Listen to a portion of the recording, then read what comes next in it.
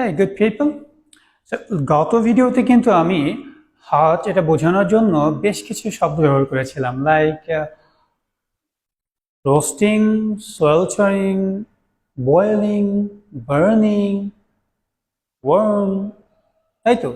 এখন the question comes like কখন কোন সিচুয়েশনে কোনটা ব্যবহার করব। সো আজকের ভিডিও টপিকটা কিন্তু তার উপর ভিত্তি করেই। So the topic for today's video is the order of hot intensity. Okay, so let's get in. তো যদি কখনো এমন গরম লাগে যেটা একটু আরামদায়ক হয় শরীরের জন্য, সেক্ষেত্রে আপনি ব্যবহার করতে পারেন ওয়ার্ম। এই যেমন শীতকালে কিন্তু আপনি যখন কাঁথা বা কম্বল নিচে যান তখন যেটা গরম লাগে সেটা কিন্তু শরীরের জন্য একটু আরামদায়ক হয়, তাই তো?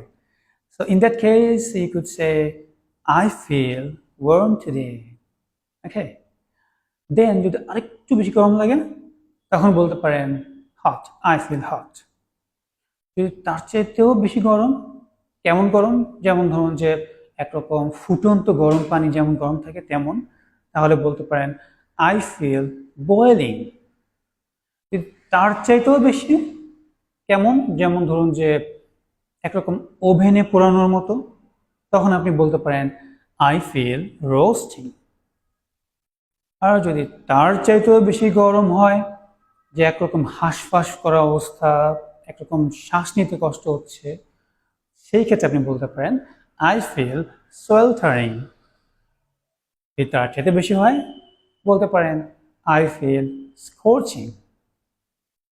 ইভেনচুয়ালি যদি এমন গরম হয় বা এমন গরম লাগে যে মনে হচ্ছে একরকম আপনি ডিরেক্ট পুড়ছেন, ঠিক আছে, আগুনে পোড়ার মতো, সেই ক্ষেত্রে আপনি বলতে পারেন আই ফিল বার্নিং।